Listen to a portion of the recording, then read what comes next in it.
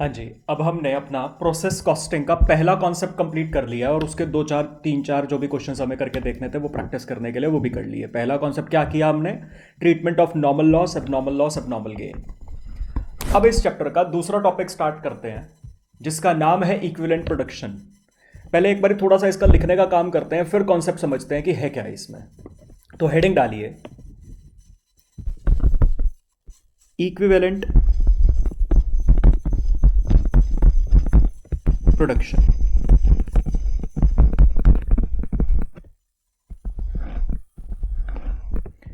लिखना स्टार्ट करिए इसके बारे में। It means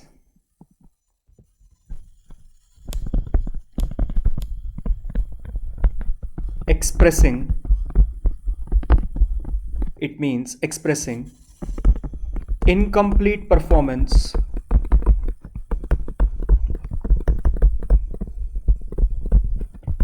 in terms of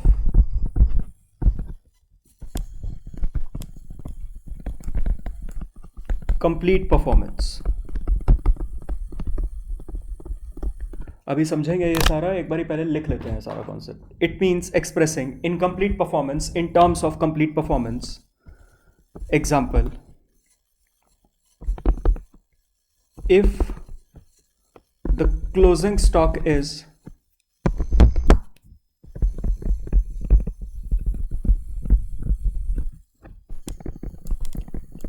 10,000 units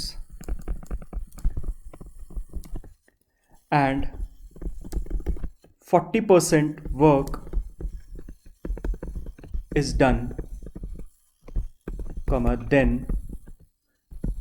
then we can say that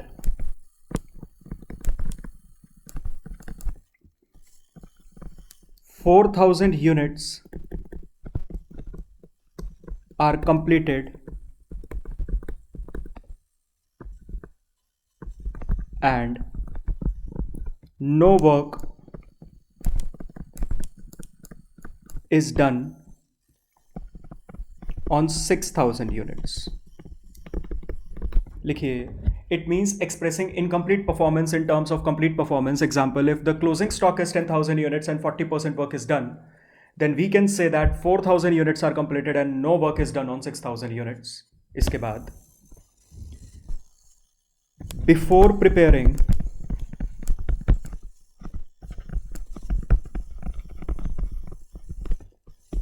process account,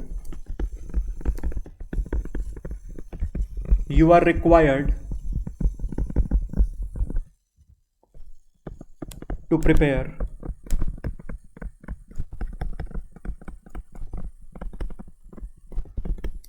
following three statements।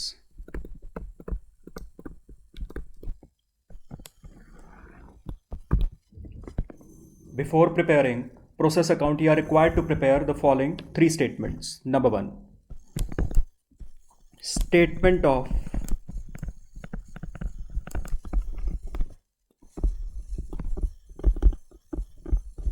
equivalent production, इसी के ब्रैकेट में लिखिए objective of this statement is to compute normal output।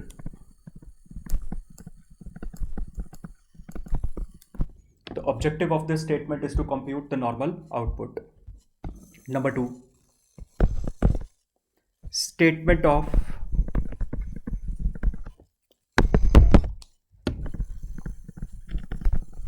cost per unit।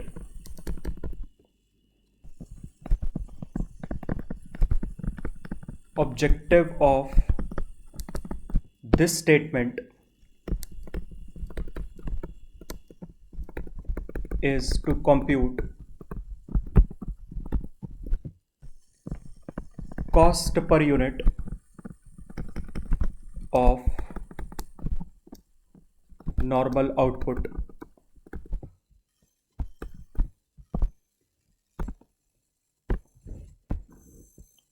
Third point, statement of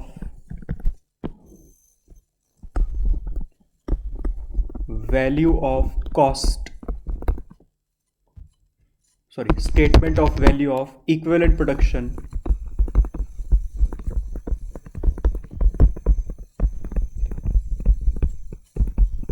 or statement of cost apportionment. Basically एक ही statement के दो नाम है, किसी भी नाम से आप इसको बोल सकते हो। Statement of value of equivalent production और स्टेटमेंट ऑफ कॉस्ट अपॉर्शनमेंट, इसी के ब्रैकेट में लिखिए objective of this statement is to compute cost of output transferred to next process, comma abnormal loss, comma abnormal gain, comma closing stock of work in progress.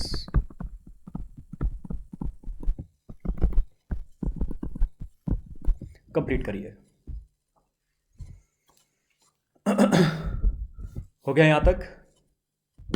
चलो अब इसके नीचे note 1 थोड़ा और है अभी लिखने का।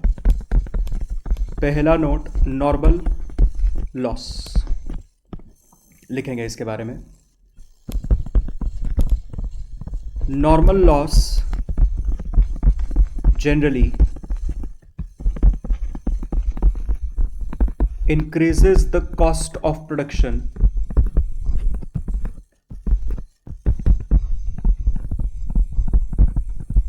normal loss generally increases the cost of production, therefore degree of completion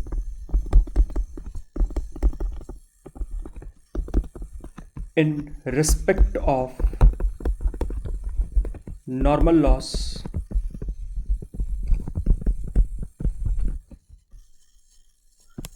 while preparing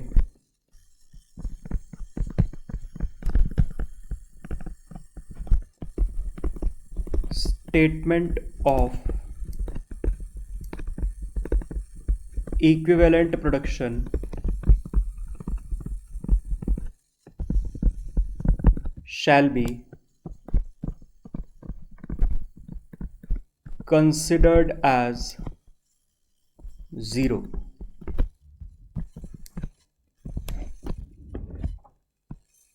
Normal loss generally increases the cost of production, therefore degree of completion in respect of normal loss while preparing statement of equivalent production shall be considered as zero. इसके बाद note 2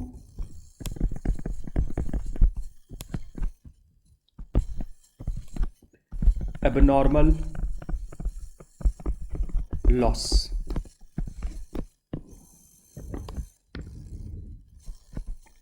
degree of completion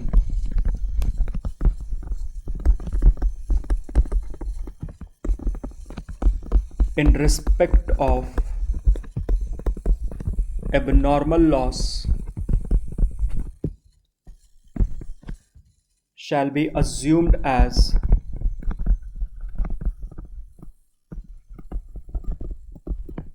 100% if nothing is specified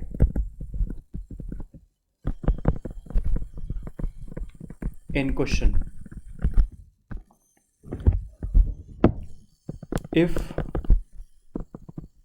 question specifies otherwise, then do as per question. ये एक तरह से इसकी assumptions वगैरह हैं। इसके नीचे अलग से एक line, similar treatment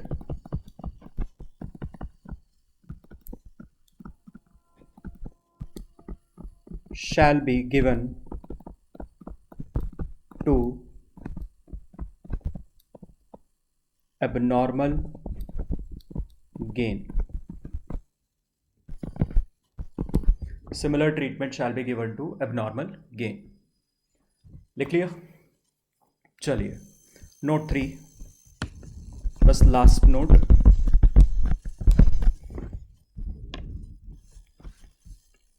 If degree of completion is not given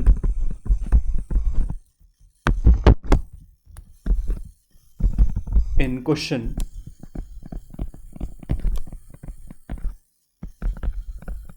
then it may be assumed as 100% for material and 50% for labor and overheads. Bracket में अदर देन नॉर्मल लॉस,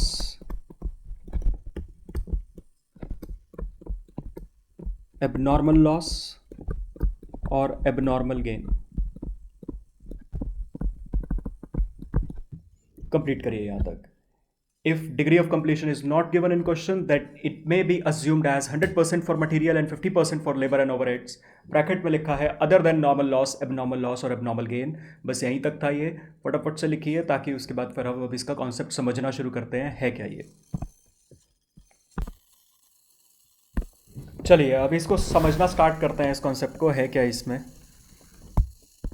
देखो जी, पहले एक बारी पूरा कॉन्सेप्ट समझते हैं, फिर जो मैंने आपको लिखवाया एक बारी उस पर आएंगे कि क्या लिखा क्या है हमने. ये देखो, जब तो प्रोसेस कॉस्टिंग के क्वेश्चंस में नॉर्मल लॉस दे रखा हो, अब नॉर्मल लॉस दे रखा हो, अब नॉर्मल गेन दे रखा हो, कोई दिक्कत नहीं है. उसमें क्या होगा वो हम सीख चुके हैं. लेकिन आपने एक बात नोटिस करी होगी, अभी तक हमने जितने भी क्वेश्चंस करे, किसी क्वेश्चन में आपके पास क्लोजिंग स्टॉक नहीं आया था, और एक क्वेश्चन जो हमने अभी किया उसमें क्लोजिंग स्टॉक आया था. तो क्लोजिंग स्टॉक या ओपनिंग स्टॉक दिया हो तो भी कोई दिक्कत थोड़ा ना है. ओपनिंग क्लोजिंग नहीं दिया होगा तो एक प्रोसेस से सीधा सीधा अगले प्रोसेस में आ जाएगा. ओपनिंग क्लोजिंग अगर दे रखा होगा तो एक प्रोसेस से पहले उसी प्रोसेस के स्टॉक अकाउंट में आ जाएगा, वहां से अगले प्रोसेस में चला जाएगा. लेकिन सर अगर आपको क्वेश्चन में ओपनिंग या क्लोजिंग स्टॉक दे दिया और ये फिनिश्ड गुड्स का ओपनिंग क्लोजिंग नहीं है, ये वर्क इन प्रोग्रेस का ओपनिंग क्लोजिंग है, फिर क्या करोगे. सो बेसिकली सबसे पहले तो एक आइडेंटिफिकेशन की चीज मैंने आपके साथ डिस्कस करी है कि अगर किसी क्वेश्चन में opening closing stock of work in progress आ जाए तो आपका ये कॉन्सेप्ट लगेगा स्टेटमेंट ऑफ इक्विवेलेंट प्रोडक्शन का. अब इसमें करना क्या है क्या. कॉन्सेप्ट सीखने से पहले सबसे पहले तो दिक्कत कहां पे है इस कॉन्सेप्ट में, एक बार वो प्रॉब्लम समझते हैं. प्रॉब्लम समझ में आ गई, उसका सॉल्यूशन खुद ब खुद आप बना लेंगे. सो बेसिकली यहां पर भी आपको बनाना प्रोसेस अकाउंट ही होगा. प्रोसेस अकाउंट का फॉर्मेट भी वही चलेगा जो आपने अभी तक सीखा, यूनिट्स अमाउंट और पर्टिकुलर्स के कॉलम के साथ. डेबिट साइड पर आपको सारे खर्चे डेबिट करने होंगे, material, labour, overhead. Debit side में भी कोई दिक्कत नहीं है, एज इट इज आपको जो खर्चे दे रखे होंगे वो आप डेबिट कर लोगे. दिक्कत कहां पे आएगी, जब आप क्रेडिट साइड पर by output transfer to next process लिखोगे ना, इसकी यूनिट्स में तो कोई दिक्कत नहीं आएगी, इसके अमाउंट में दिक्कत आएगी. इसी तरीके से आप यहां पर by closing work in progress, क्योंकि क्लोजिंग स्टॉक भी फिर लिखना पड़ेगा, closing stock of work in progress. जिन क्वेश्चंस में क्लोजिंग स्टॉक होता ही नहीं था तो हम लिखते नहीं थे, यहां पे अगर वर्क इन प्रोग्रेस का क्लोजिंग स्टॉक आ गया वो भी लिखना पड़ेगा यहां पे, क्योंकि डेबिट साइड पे मैंने सारा खर्चा लगाया है. इस खर्चे में से कुछ खर्चा कंप्लीटेड गुड्स का बन गया और कुछ खर्चा अभी भी वर्क इन प्रोग्रेस में है, तो लिखना तो वो भी पड़ेगा. इसकी भी यहां पर यूनिट्स तो आ जाएंगी, लेकिन इसके भी अमाउंट में दिक्कत है. उसके बाद अगर किसी क्वेश्चन में नॉर्मल लॉस हुआ तो नॉर्मल लॉस भी आप क्रेडिट साइड पर लिखते हो, इसकी यूनिट्स भी आ जाएंगी. नॉर्मल लॉस तो स्क्रैप वैल्यू पर लिखा जाता है, वही कॉन्सेप्ट यहां पे है, इसमें भी कोई दिक्कत नहीं है.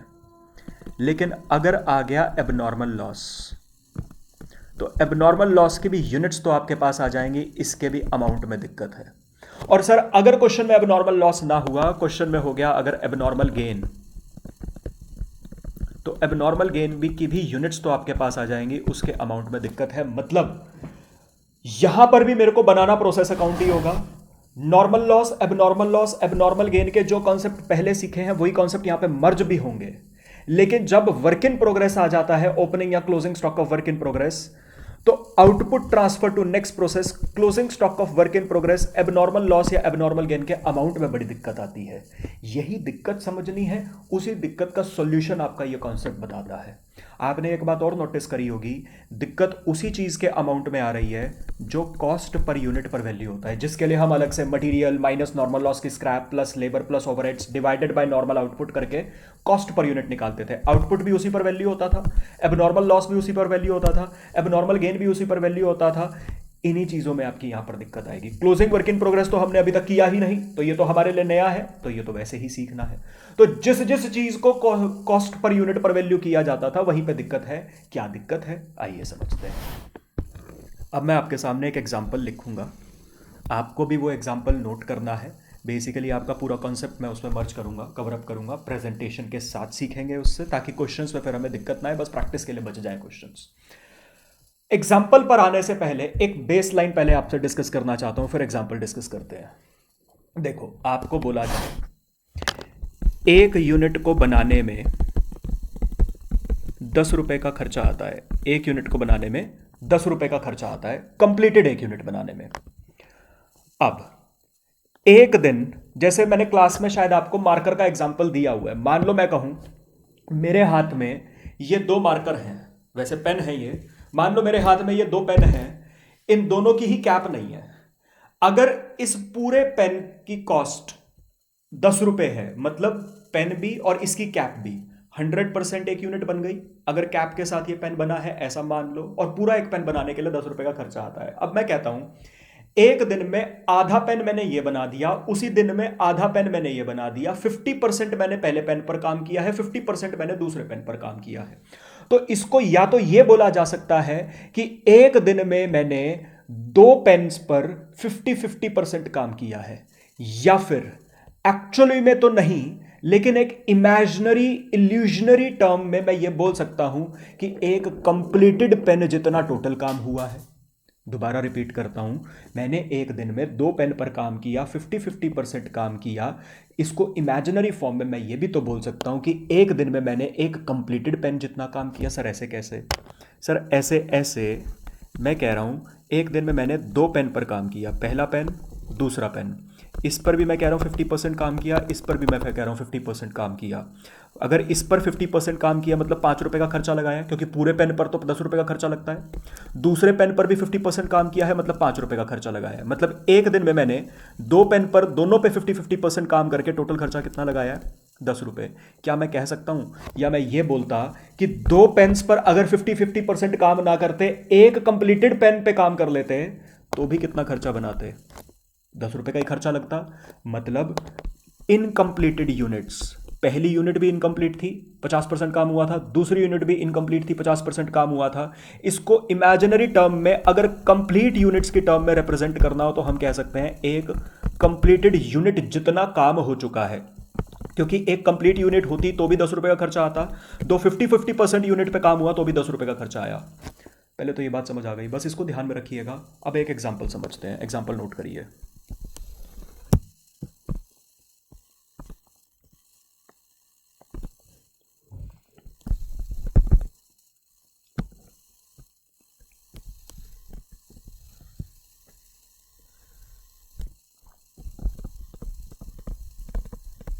ये एक मशीन है,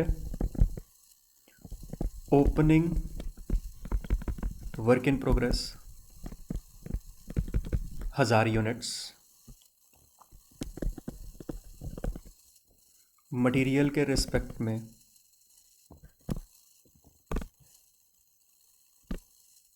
मान लीजिए मटेरियल के रिस्पेक्ट में इस पर 40,000 रुपये का खर्चा लग चुका है और ये 60% कंप्लीट हो चुका है।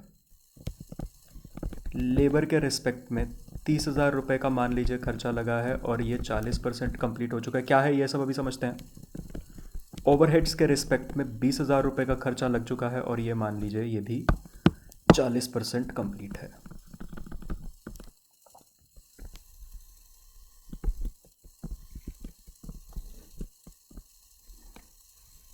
फिर यहाँ पर हमारी current years production, current years production में मान लीजिए मटेरियल पे हमने खर्चा लगा दिया 3,00,000 रुपये, लेबर पे हमने खर्चा लगा दिया मान लो 1,50,000 रुपये और ओवरहेड्स पे मान लो हमने खर्चा लगा दिया 30,000 रुपये।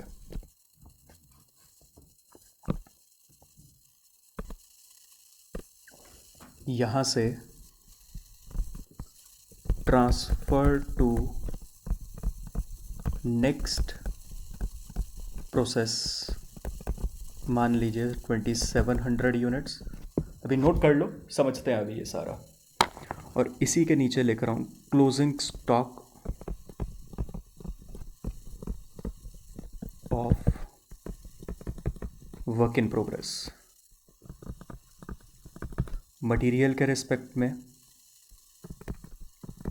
100% काम हो गया, लेबर के रिस्पेक्ट में मान लो 60% काम हो गया और ओवरहेड के रिस्पेक्ट में मान लो 40% काम हो गया और इसकी यूनिट्स 700 यूनिट्स मान लो दी हुई हैं। एक बारी नोट कर लीजिए, फिर आगे बात करते हैं, आप समझते हैं इसको।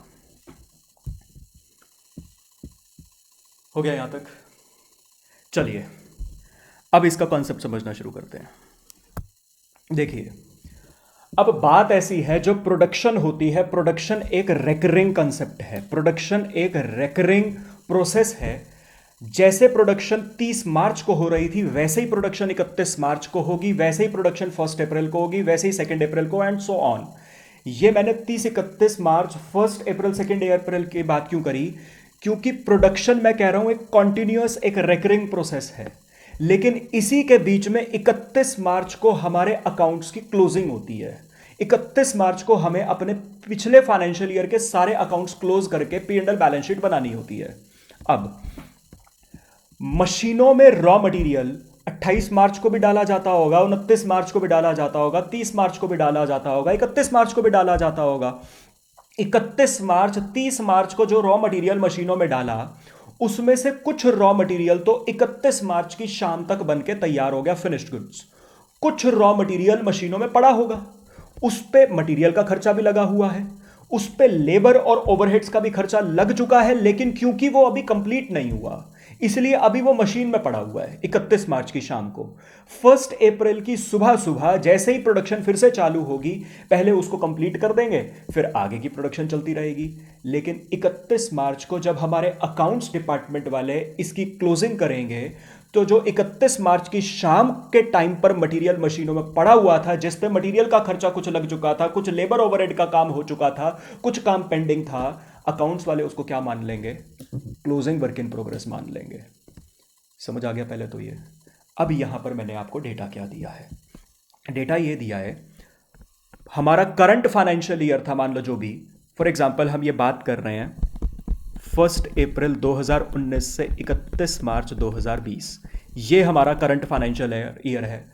1 अप्रैल 2019 को हमने प्रोडक्शन जैसे ही चालू करनी शुरू करी, मशीन में ऑलरेडी हमने देखा कि 1000 यूनिट्स का कुछ मटेरियल ऑलरेडी मशीनों में पड़ा हुआ है जो कि इनकम्प्लीट है। उसको मैं रॉ मटेरियल भी नहीं कह सकता, क्योंकि उस पे पिछले दिन 31 मार्च, पिछले साल की 31 मार्च को कुछ काम हो चुका था, कुछ काम पेंडिंग था।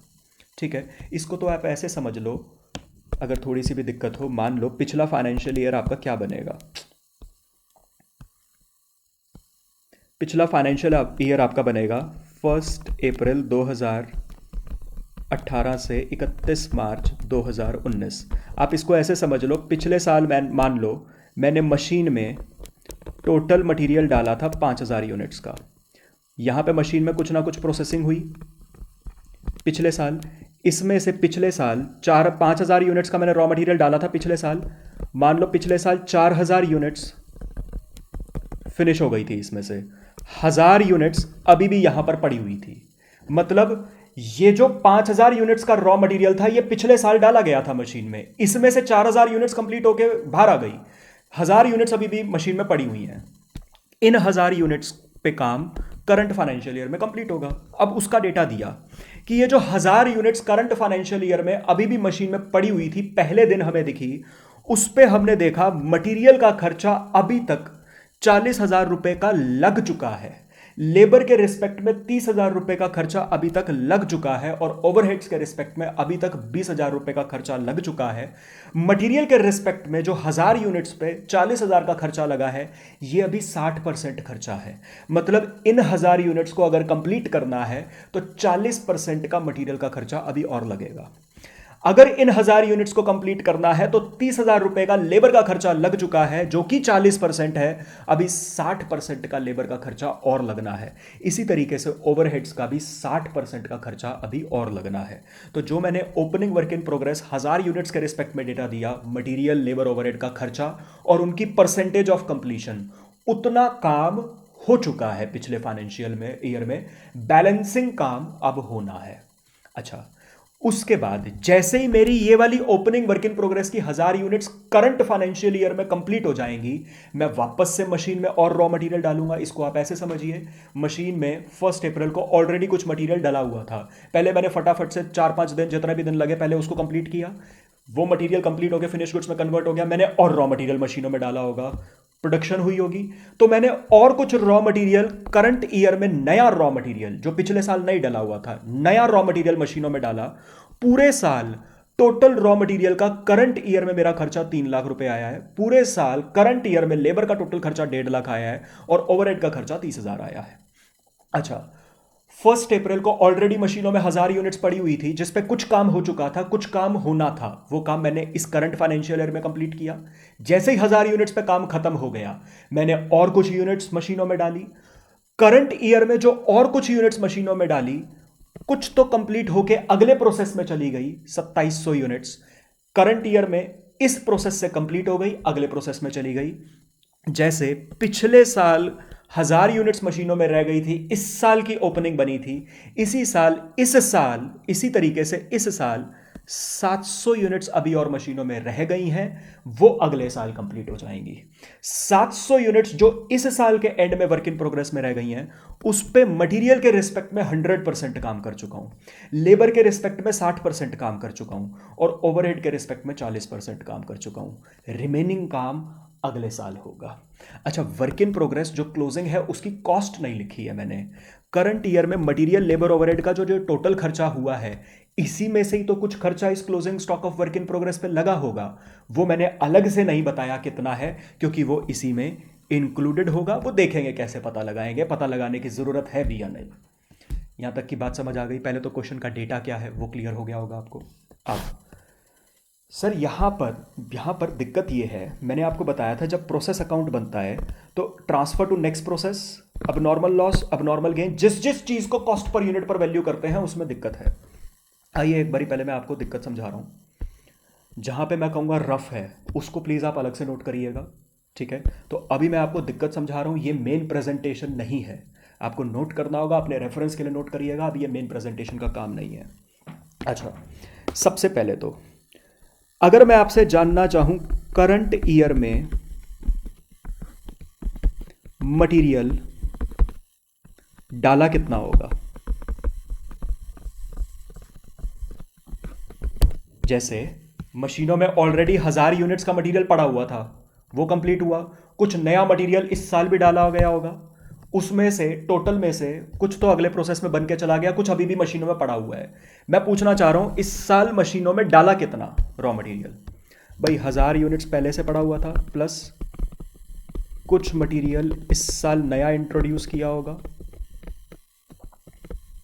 इज इक्वल टू ये जो टोटल था, ये टोटल मटेरियल था इस साल मशीनों में, कुछ ओपनिंग से आया हुआ, पिछले साल से आया हुआ, कुछ इस साल इंट्रोड्यूस किया।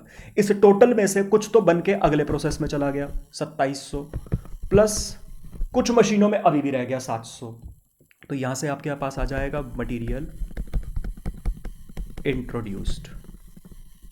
करंट ईयर में आपने 2700 प्लस 700 -1000, ये आ जाएगा 2400 यूनिट्स। मतलब करंट ईयर में हमने मशीनों में कितना मटेरियल और डाला होगा?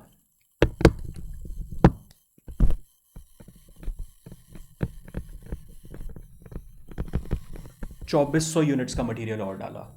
ठीक है जी।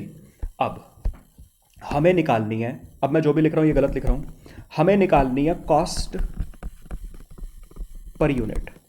सर कॉस्ट पर यूनिट क्यों निकालनी है? कॉस्ट पर यूनिट इसलिए निकालनी है क्योंकि उसी पर मेरा ट्रांसफर टू नेक्स्ट प्रोसेस, उसी पर एबनॉर्मल लॉस वगैरह जो भी चीज कॉस्ट पर यूनिट में वैल्यू होती है प्रोसेस अकाउंट में, वो उसी पर वैल्यू करूंगा। तो सर इस एग्जांपल में मैंने कहीं पे भी नॉर्मल लॉस एबनॉर्मल लॉस तो दिया नहीं, बिल्कुल सिंपल कॉन्सेप्ट मैं आपको सिर्फ वर्क इन प्रोग्रेस का समझाना चाह रहा हूं, इसलिए इस एग्जांपल में मैंने नॉर्मल लॉस एबनॉर्मल गेन को मर्ज किया ही नहीं है अभी।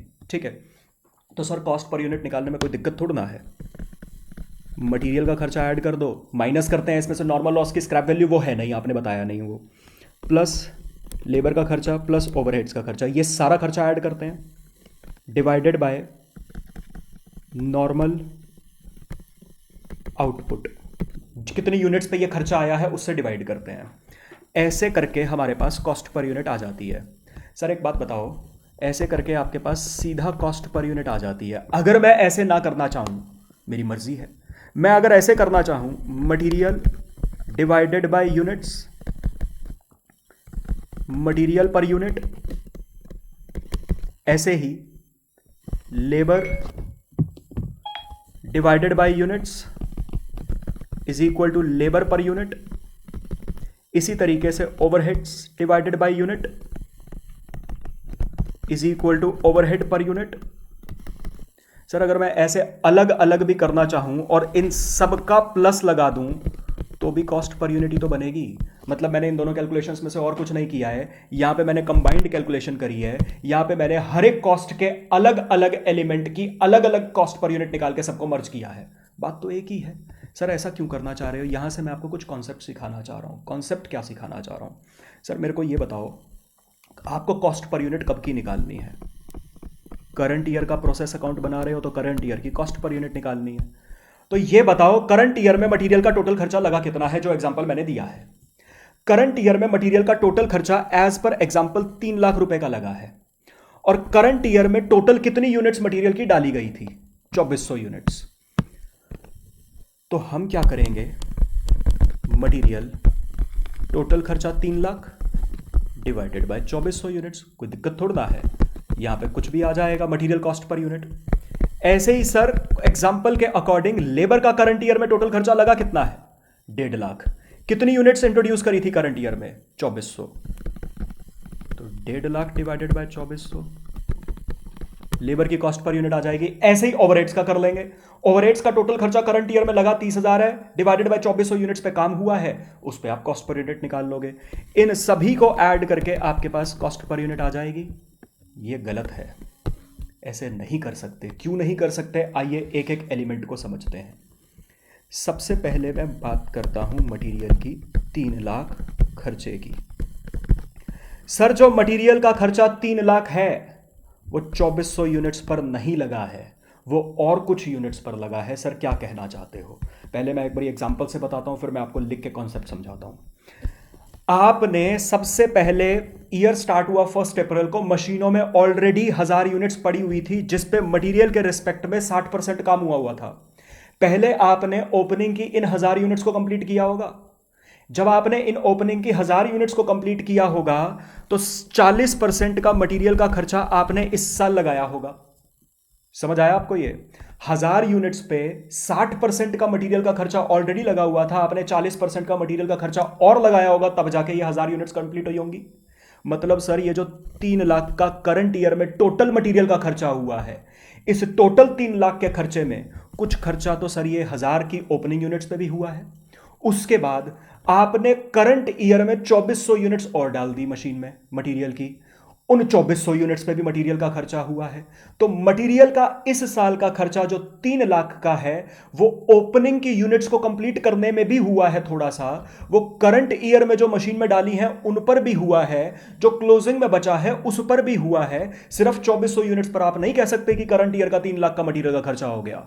इसी तरीके से लेबर का जो आपका करंट ईयर में 1.5 लाख का खर्चा हुआ है, आपकी ओपनिंग की 1000 यूनिट्स थी वर्क इन प्रोग्रेस की, जिसपे 40% का लेबर का काम हुआ था। पहले आपने इन 1000 यूनिट्स को कंप्लीट किया होगा। इन 1000 यूनिट्स को जब कंप्लीट किया होगा तो लेबर के रिस्पेक्ट में 60% का काम इस साल किया होगा, तो 60% का जो खर्चा होगा 1000 यूनिट्स का, वो इस 1.5 लाख में इंक्लूडेड होगा। मतलब सर करंट ईयर का जो 1.5 लाख का लेबर का खर्चा आया है, इसमें ओपनिंग की 1000 यूनिट्स को कंप्लीट करने का भी खर्चा है, करंट ईयर में जो यूनिट्स कंप्लीट हुई हैं उनका भी खर्चा है, और जो करंट ईयर की क्लोजिंग बची हैं उस पे जितना लेबर का खर्चा लगा है वो भी है। Similarly overheads. इसीलिए मैंने यहां पे कंबाइंड बात ना करके हर एक एलिमेंट को अलग अलग करके बात करनी चाहिए, कि मैं आपको एक एक एलिमेंट का अलग अलग बता पाऊं दिक्कत क्या है उसमें। मतलब सर एक बारी लिख के भी बता दो, ऐसे ना ढंग से समझ आया नहीं। अच्छा ठीक है, आपके पास ओपनिंग वर्क इन प्रोग्रेस की 1000 यूनिट्स थी, प्लस मटेरियल इंट्रोड्यूस्ड। अब तो हम ये निकाल चुके हैं, आपने और कितना मटेरियल इंट्रोड्यूस किया, 2400 यूनिट्स का। तो आपके पास अवेलेबल कितना हो गया करंट ईयर में? टोटल अवेलेबल आपके पास 3400 यूनिट्स हो गया। इस 3400 यूनिट्स में से कुछ तो आपका कंप्लीट हो गया और अगले प्रोसेस में ट्रांसफर हो गया। अगर अगले प्रोसेस में ट्रांसफर है मतलब 100% काम इन पर हो चुका है। Transfer to next process. 3400 total available था, इसमें से 2700 तो आपने अगले प्रोसेस में ट्रांसफर कर दिया। मैंने एग्जांपल में आपको यही लिखवाया था यहां पर। और सर 3400 में से बाकी जो बचा वो हमारा क्लोजिंग वर्क इन प्रोग्रेस के नाम का बच गया 700 यूनिट्स। अब मैं आपके साथ जो भी ये कॉन्सेप्ट डिस्कस कर रहा हूं वो अभी फीफो मानकर कर रहा हूं। वेटेड एवरेज का सवाल भी मन में मत लाना, वो अलग होगा, उसकी अलग बात करूंगा। अभी मैं पूरा कॉन्सेप्ट आपके साथ फीफो मानकर डिस्कस कर रहा हूं।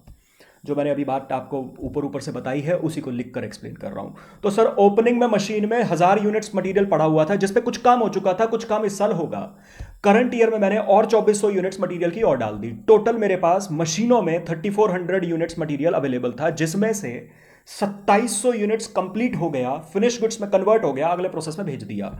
अगर 2700 यूनिट्स कंप्लीट हो गया मतलब इस पे 100% काम करंट प्रोसेस का हो चुका है। 700 यूनिट्स इस साल के एंड तक अभी भी करंट प्रोसेस में क्लोजिंग में बची हुई हैं, जिन पे कुछ काम हो चुका है, कुछ काम पेंडिंग है, वो अगले साल हो जाएगा। अगर सर अब मैं फीफो मान के करूं तो अगले प्रोसेस में जो आपकी 2700 यूनिट्स गई हैं, सबसे पहले इसमें से आपने ओपनिंग वर्क इन प्रोग्रेस की यूनिट्स भेजी होंगी 1000। मतलब जो आपके पास ओपनिंग वर्क इन प्रोग्रेस की ये 1000 यूनिट्स थी, पहले तो ये गई होंगी। मतलब मशीन में ऑलरेडी 1000 यूनिट्स पड़ी हुई थी ओपनिंग में, आपने पहले उनको कंप्लीट किया, कंप्लीट करके अगले प्रोसेस में भेज दिया। अच्छा 2700 यूनिट्स अगले प्रोसेस में गई हैं, 1000 तो ओपनिंग वाली थी, बाकी 1700 करंट प्रोडक्शन में से गई होंगी। मतलब जो आपने नया मटेरियल इस साल इंट्रोड्यूस किया था, बाकी 1700 यूनिट्स वहां से गई हैं। अच्छा तो जो आपका सर क्लोजिंग बचा है वो कहां से बचा है? जो करंट प्रोडक्शन की फ्रेश यूनिट्स आपने इंट्रोड्यूस करी थी 2400 यूनिट्स, उसी में से फिर आपका क्लोजिंग बचा है। अगर मैं फीफो के अकॉर्डिंग बात करूं तो समझ आ गया आपको ये? अच्छा अब मेरे को बताओ, मटेरियल के रिस्पेक्ट में कितनी यूनिट्स पर काम हुआ होगा? पहले आपने इन 1000 यूनिट्स को कंप्लीट किया होगा, क्योंकि ये 1000 यूनिट्स कंप्लीट होकर, सिर्फ मटेरियल के कंपोनेंट के रिस्पेक्ट में बात कर रहा हूं, फिर लेबर के कंपोनेंट के रिस्पेक्ट में अलग बात, ओवरहेड के कंपोनेंट के रिस्पेक्ट में अलग से बात करूंगा। सिर्फ मटेरियल का खर्चा मान लो लगा है, तो सर मटेरियल के रिस्पेक्ट में 1000 यूनिट्स पे 60% काम पहले हो चुका था, 40% काम अब हुआ है। मतलब सर इस साल मैंने 1000 यूनिट्स में से हर एक यूनिट पर 40% काम किया है, या मैं इसको कह दूं कि मैंने 400 कंप्लीटेड यूनिट्स जितना काम किया है। वही पेन वाला एग्जांपल, एक दिन में 50% काम एक पेन पर हुआ, 50% काम दूसरे पेन पर हुआ। इसको हम इमेजिनरी टर्म में ये भी तो कह सकते हैं कि एक दिन में एक कंप्लीटेड पेन जितना काम हुआ, खर्चा तो भी उतना ही आएगा, जो पेन वाला एग्जांपल मैंने आपको दिया था। तो इस साल में 1000 यूनिट्स जो थी उस पे 60% का मटेरियल का काम पिछले साल हो चुका था, 40% काम इस साल किया होगा। क्यों किया होगा? क्योंकि हम फीफो मानकर कह रहे हैं अगले प्रोसेस में जो 2700 यूनिट्स गई हैं वो फीफो के अकॉर्डिंग गई हैं, तो पहले ओपनिंग वाली कंप्लीट करके हमने अगले प्रोसेस में भेजी होंगी। और अगर 2700 यूनिट्स अगले प्रोसेस में गई हैं तो इन पे तो 100% काम हुआ है।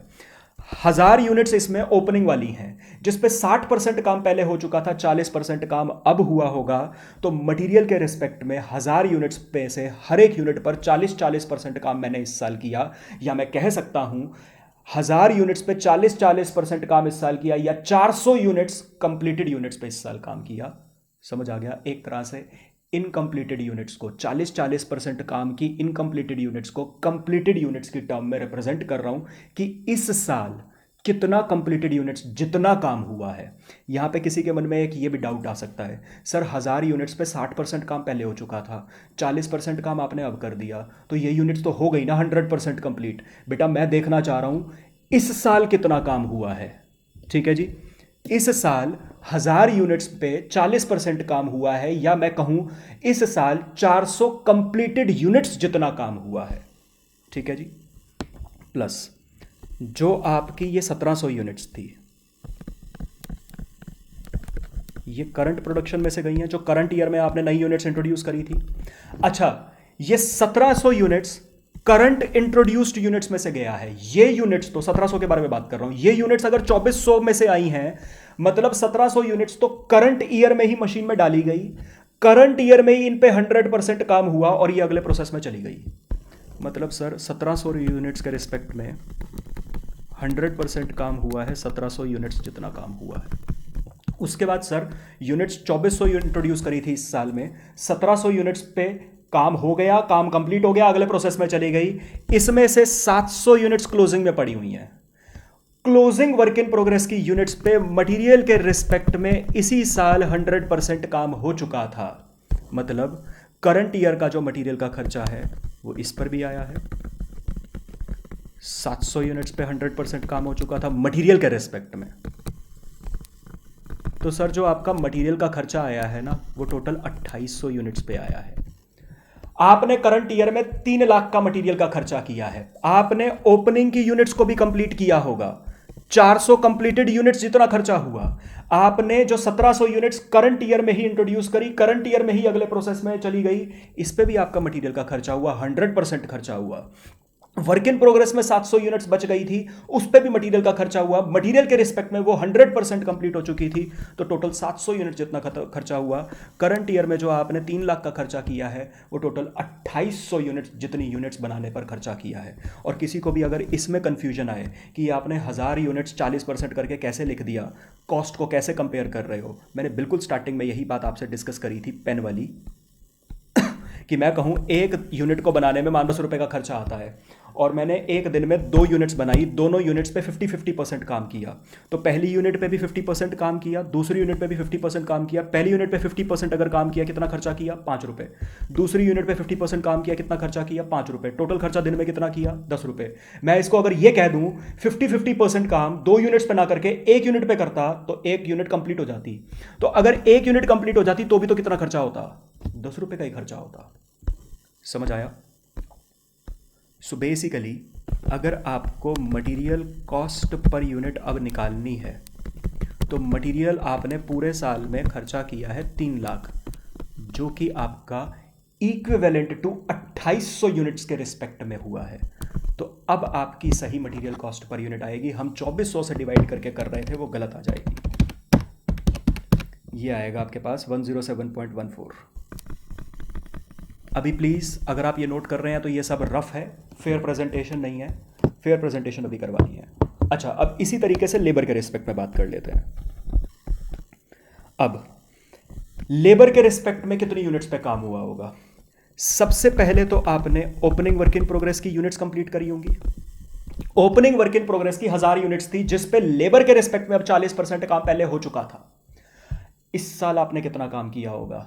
1000 यूनिट्स को कंप्लीट करने के लिए इस साल आपने हर एक यूनिट पर 60% काम और किया होगा, या मैं यूं कह दूं आपने 600 कंप्लीटेड यूनिट्स जितना काम इस साल किया होगा 1000 यूनिट्स पर। तो इस साल का लेबर का खर्चा आपका इस 600 यूनिट्स पे भी आया होगा, या 1000, या तो मैं कह दूं टोटल लेबर का खर्चा 600 कंप्लीटेड यूनिट्स पर आया होगा, या मैं कह दूं टोटल लेबर का खर्चा 1000 यूनिट्स पे 60% का आया होगा। बात तब भी एक ही है। अच्छा, फिर आपकी अगले प्रोसेस में 2700 यूनिट्स जा रही थी, 1000 units opening work in progress में से थी, उसका कर लिया लेबर के रिस्पेक्ट में।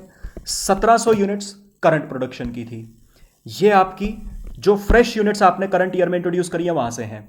तो 1700 यूनिट्स तो करंट ईयर में ही आपने मशीन में डाली, करंट ईयर में ही लेबर का 100% काम उन पर हुआ और अगले प्रोसेस में चली गई। मतलब 1700 यूनिट्स के रिस्पेक्ट में जो करंट प्रोडक्शन में से हैं इनके रिस्पेक्ट में तो 100% काम इस साल हुआ। तो टोटल लेबर का काम इन यूनिट्स में से 1700 यूनिट्स पे हुआ। फिर आपकी जो ये 2400 यूनिट्स आपने करंट ईयर में मशीन में डाली थी उसमें से 1700 यूनिट्स तो 100% कंप्लीट हो गया, अगले प्रोसेस में चली गई। 700 यूनिट्स वर्क इन प्रोग्रेस में पड़ी हुई हैं। लेबर के रिस्पेक्ट में इन 700 यूनिट्स पे 60% काम हुआ था। मतलब करंट ईयर का जो लेबर का खर्चा आया है आपने 700 में से हर एक यूनिट पर 60% काम किया है। मतलब आपने 420 कंप्लीटेड यूनिट्स जितना काम किया है। मतलब लेबर का खर्चा आपका कितनी यूनिट्स पे आया होगा? 2720। आपने टोटल 2720 कंप्लीटेड यूनिट्स जितना काम लेबर के रिस्पेक्ट में करंट ईयर में किया है। तो लेबर कॉस्ट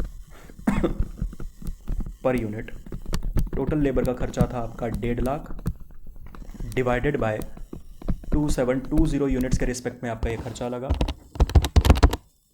डिवाइडेड बाय 55.15।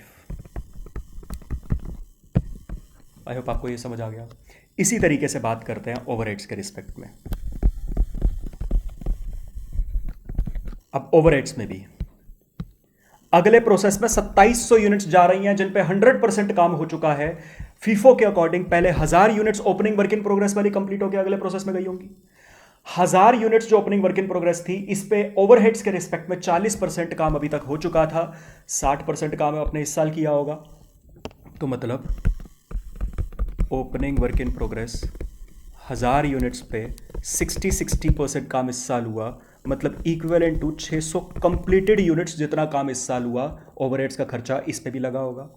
फिर 2700 यूनिट्स जो अगले प्रोसेस में जा रही थी, 1000 यूनिट्स का हमने कर लिया 1700 यूनिट्स। ये 1700 यूनिट्स इन 2400 यूनिट्स में से आई हैं। तो ये 1700 यूनिट्स तो करंट ईयर में ही मशीन में डाली गई, करंट ईयर में ही 100% काम हुआ और ये अगले प्रोसेस में कंप्लीट होकर चली गई। तो 1700 यूनिट्स के रिस्पेक्ट में तो 100% काम करंट ईयर में हुआ। करंट प्रोडक्शन 1700 यूनिट्स, 100% काम हुआ 1700 यूनिट्स। अच्छा, closing work in progress 2400 units current year में मशीन में डाली गई थी, जिसमें से 1700 यूनिट्स पे तो 100% काम हो गया था, अगले प्रोसेस में चली गई थी। बाकी 700 यूनिट्स आपकी क्लोजिंग में बच गई थी। इस पे ओवरहेड के रिस्पेक्ट में करंट ईयर में बस 40% काम हुआ है। तो ओवरहेड का खर्चा प्रोपोर्शनेटली 40% का तो इन यूनिट्स पे भी लगा होगा। 700 यूनिट्स पे 40% काम हुआ, या मैं कह दूं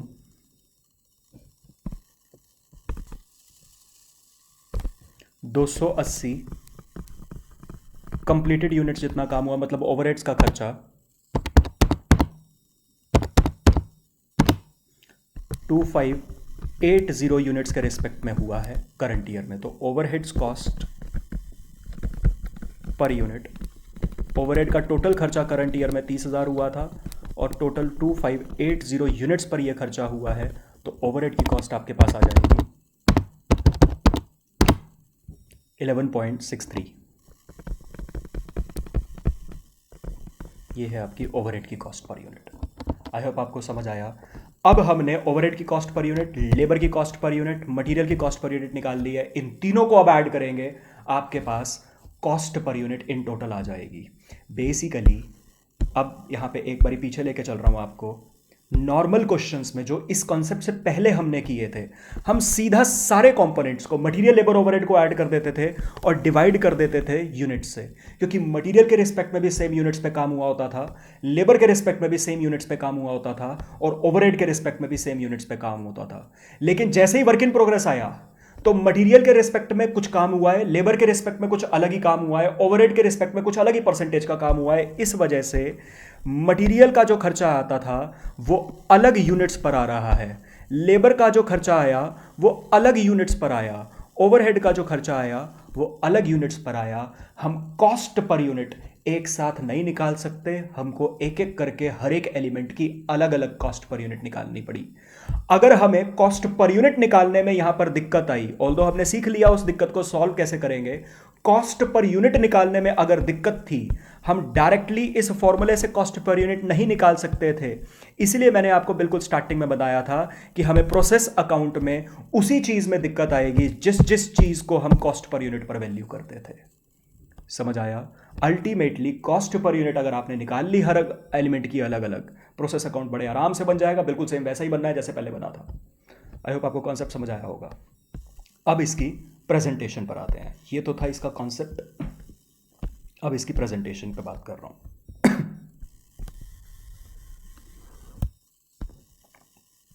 चलिए,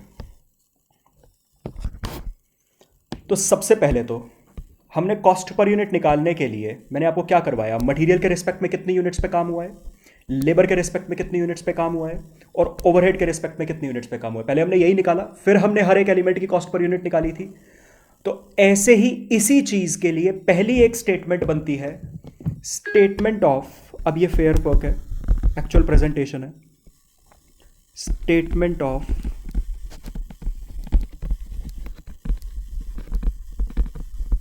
equivalent production. Statement of equivalent production में हमारा पर्पस ही यही है कि मटेरियल के रिस्पेक्ट में कितनी यूनिट्स पे काम हुआ है करंट ईयर में, लेबर के रिस्पेक्ट में कितनी यूनिट्स पे काम हुआ है, और ओवरहेड के रिस्पेक्ट में कितनी यूनिट्स पर काम हुआ है। कॉस्ट का यहां पे कोई लेना देना नहीं है, उसके लिए सेकंड स्टेटमेंट बनेगी।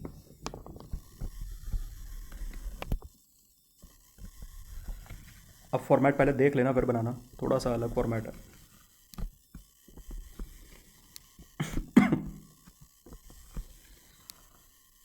और अभी मैंने जो ये पूरा कॉन्सेप्ट आपसे डिस्कस किया है, ये फीफो मानकर किया है, वेटेड एवरेज की अभी कोई बात नहीं करी है।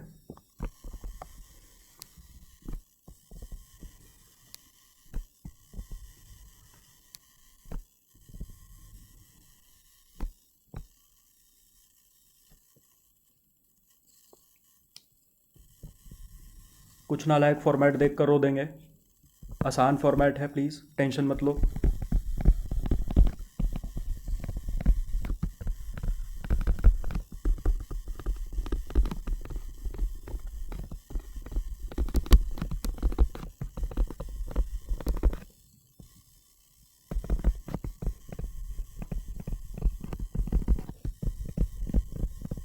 एक ही फॉर्मेट में सबकी यूनिट्स हम कंप्यूट करेंगे। तो पहले एक बारी फॉर्मेट बना लीजिए।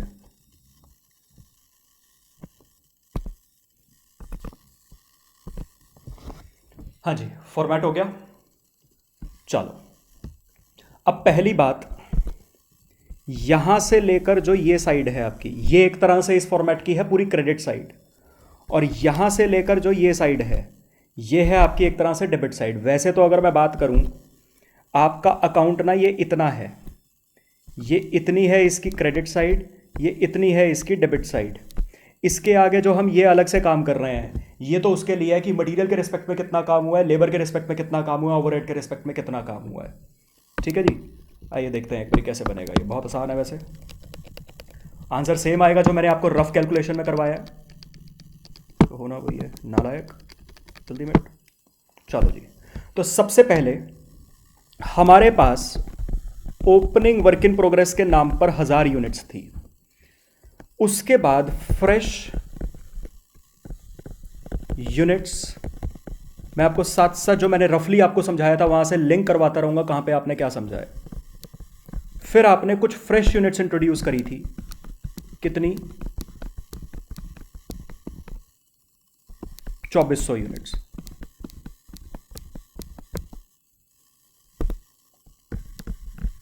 तो सबसे पहले तो ये बात आपने कहां पे लिखी थी जब हमने रफली कैलकुलेशन समझी थी? जो मैंने आपको यहां पे ये इक्वेशन लिखवाई थी वो यही तो लिखवाई थी कि 1000 यूनिट्स थी, 2400 यूनिट्स थी, टोटल अवेलेबल कितनी थी? 3400 यूनिट्स। मैंने वहां पे वही लिखा है, opening work in progress, fresh units introduced, total 3400 units available हो गई। उसके बाद हमने जब ये रफली समझा था तो क्या समझा था कि 34 यूनिट्स का हुआ क्या? 2700 यूनिट्स अगले प्रोसेस में गई हैं, 700 क्लोजिंग में गई हैं। मैं यहां पे भी यही लिखूंगा, लेकिन देख के लिखना है, एक बारी पहले देख लो। ट्रांसफर टू नेक्स्ट, ये जान के जगह छोड़ के लिखा है मैंने, transfer to next process. 2700 units अगले प्रोसेस में गई हैं, closing work in progress 700 units closing work in progress में थी। जो मैंने रफली यहां पे कैलकुलेशन जब समझाई थी तो जो ये लिखा था और जो ये 700 यूनिट्स लिखी थी ये यही लिखा था। उसके बाद फीफो के अकॉर्डिंग कर रहे थे तो मैंने ये हिसाब लगवाया था कि जो 700 यूनिट्स अगले प्रोसेस में गई हैं, पहले ओपनिंग वाली कंप्लीट होकर अगले प्रोसेस में गई होंगी, फिर करंट जो यूनिट्स थी उसमें से कुछ अगले प्रोसेस में गई होंगी। यहां पे भी मैं वही लिखवाऊंगा, जो अगले प्रोसेस में 2700 यूनिट्स ट्रांसफर हुई हैं, पहले ओपनिंग वर्क इन प्रोग्रेस वाली ही 1000 यूनिट्स यहां पे गई, यही वाली यूनिट्स अगले प्रोसेस में चली गई। उसके बाद करंट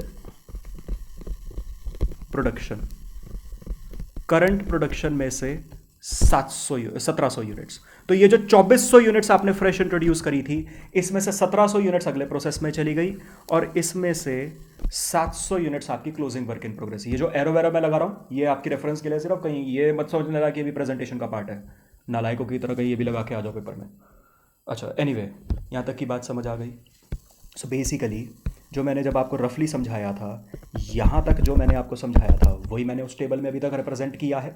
उसके बाद मटेरियल के रिस्पेक्ट में, पहले हमने जब मटेरियल के रिस्पेक्ट में यूनिट्स निकाली थी तो हमने ढूंढा था कि मटेरियल के रिस्पेक्ट में ओपनिंग वर्क इन प्रोग्रेस पे कितना काम हुआ है, करंट प्रोडक्शन में जो कंप्लीट हुई हैं यूनिट्स उन पे कितना काम हुआ है, और जो करंट ईयर में वर्क इन प्रोग्रेस क्लोजिंग में बच गई उनके रिस्पेक्ट में करंट ईयर में कितना काम हुआ है, वही मैं अब यहां पे ढूंढूंगा।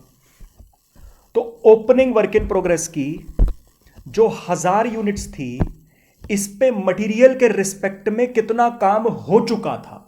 60% काम पहले ही हो चुका था, जो मैंने आपको एग्जांपल में कोट करवाया है बिल्कुल स्टार्टिंग में। देखिए यहां पे मटेरियल के रिस्पेक्ट में 60% काम हो चुका था। अब कितना हुआ होगा करंट ईयर में? 40% काम। तो मटेरियल के रिस्पेक्ट में कितनी यूनिट्स आ जाएंगी? 400 यूनिट्स।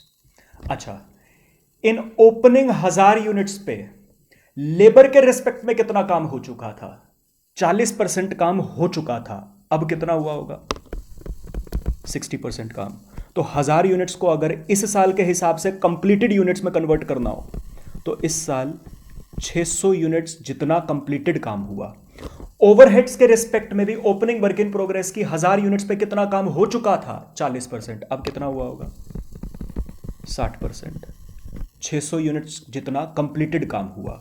ये जो मैंने आपको नोट करवाया ओपनिंग वर्क इन प्रोग्रेस का, ये ओवरहेड्स में जो ये 600, लेबर में जो ये 600 और मटेरियल में जो ये 400 लिखवाया था, ये लिखवाया है।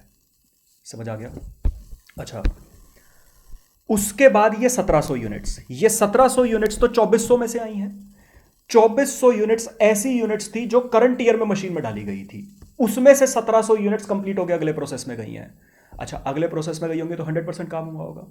मतलब 1700 यूनिट्स ऐसी यूनिट्स हैं जो कि करंट ईयर में ही मशीन में डाली गई, करंट ईयर में ही उन पे 100% काम हुआ, मटेरियल, लेबर, ओवरहेड सबके रिस्पेक्ट में, और वो अगले प्रोसेस में कंप्लीट होकर चली गई।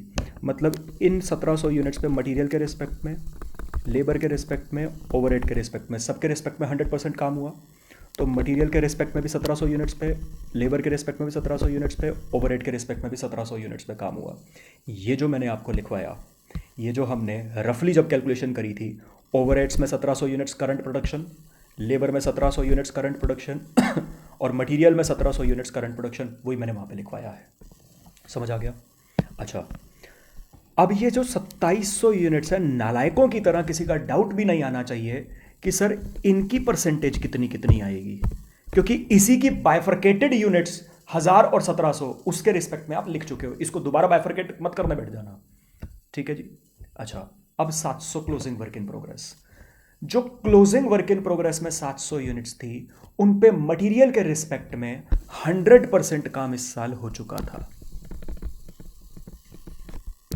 700 जो क्लोजिंग वर्क इन प्रोग्रेस की 700 यूनिट्स थी, उन पे लेबर के रिस्पेक्ट में 60% काम इस साल हुआ था। तो 700 का 60% 420, और जो क्लोजिंग वर्क इन प्रोग्रेस की 700 यूनिट्स थी, ओवरहेड्स के रिस्पेक्ट में इन पे 40% काम करंट ईयर में हुआ था, 280 यूनिट्स। ये जो मैंने आपको लिखवाया है, जो rough calculation, closing work in progress overheads में 280 वही लिखा है हमने वहाँ पे, लेबर में क्लोजिंग वर्क इन प्रोग्रेस के रिस्पेक्ट में 420 वही लिखा है हमने वहाँ पे, मटेरियल के रिस्पेक्ट में कहाँ गया, मटेरियल के रिस्पेक्ट में टोटल 100% पे 700 यूनिट्स वही हमने वहाँ पे लिखा है। समझ आ गया आपको ये? अच्छा, यहाँ से अगर आपने एक बात नोटिस करी हो, एक आधे बच्चे को हो सकता है इसमें डाउट आ जाए, नहीं तो बहुत बच्चों को मैंने देखा बाद में नहीं तो गलती ज़रूर करते हैं। क्लोजिंग वर्क इन प्रोग्रेस के रिस्पेक्ट में जो मैंने परसेंटेज ऑफ कंप्लीशन कंसिडर करी है, वो एज इट इज़ ये करी है। ओपनिंग वर्क इन प्रोग्रेस में के रिस्पेक्ट में जो मैंने परसेंटेज कंसिडर करी है, वो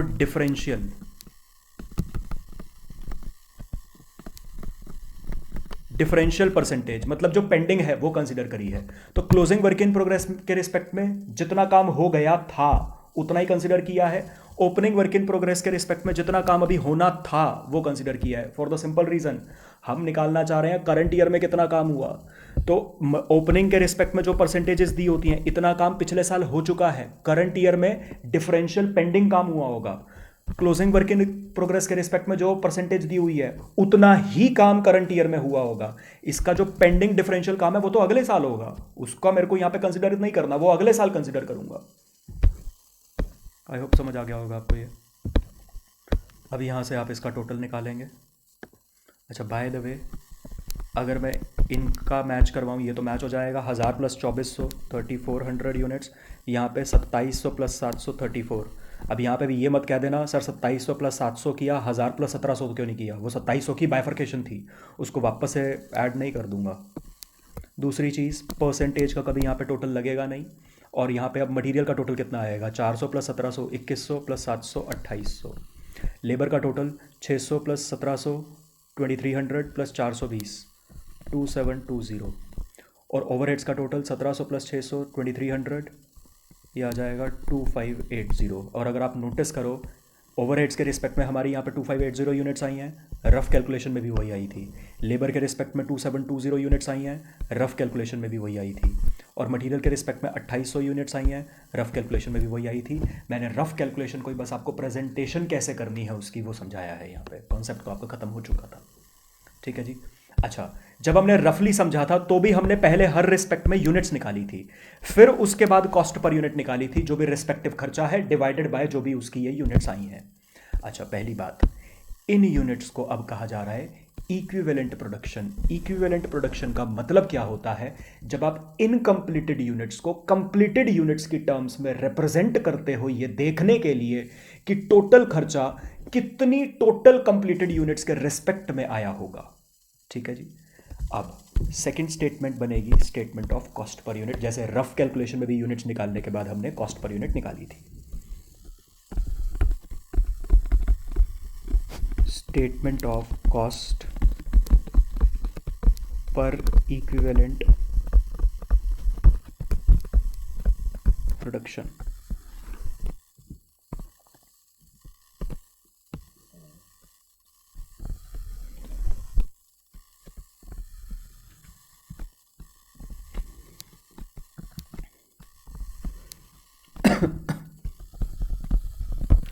कंपोनेंट्स में तो आ जाएगा मटेरियल, लेबर, ओवरहेड, जो भी ये लाइन आइटम्स हैं कॉस्ट की। यहाँ पे कॉस्ट लिख देंगे एक्चुअली में है कितनी, यहाँ पे इक्विवेलेंट प्रोडक्शन जो आपने अपनी पहली स्टेटमेंट में भी निकाला है, और यहाँ पे कॉस्ट पर इक्विवेलेंट प्रोडक्शन, एक तरह से कॉस्ट पर यूनिट। सबसे पहला खर्चे का एलिमेंट था आपके पास मटेरियल। मटेरियल के रिस्पेक्ट में करंट ईयर में कितना खर्चा लगा था, टोटल 3 लाख का। कितनी यूनिट्स पे, कॉस्ट पर यूनिट ये सेकंड स्टेटमेंट बनाने के लिए बेस बनेगी आपकी पहली स्टेटमेंट। मटेरियल के रिस्पेक्ट में आपने कितनी यूनिट्स पे काम किया है, 2800 यूनिट्स, तो ये यूनिट्स यहाँ पे आ जाएंगी। इसी तरीके से लेबर के रिस्पेक्ट में करंट ईयर में आपका 1.5 लाख का खर्चा हुआ। सेकंड स्टेटमेंट में लेबर के सामने यूनिट्स लिखने के लिए पहली स्टेटमेंट आपकी बेस बनेगी, आपने लेबर के रिस्पेक्ट में कितनी यूनिट्स पे काम किया है, 2720। और इसी तरीके से ओवरहेड्स 30,000 का आया, ओवरहेड्स के रिस्पेक्ट में आपने 2580 यूनिट्स पर काम किया है। यहाँ से आपकी हर कंपोनेंट के रिस्पेक्ट में कॉस्ट पर यूनिट आ जाएगी, और वो सेम आएगी जो आपने पहले निकाली थी, क्योंकि यूनिट्स भी सेम है। 107.14,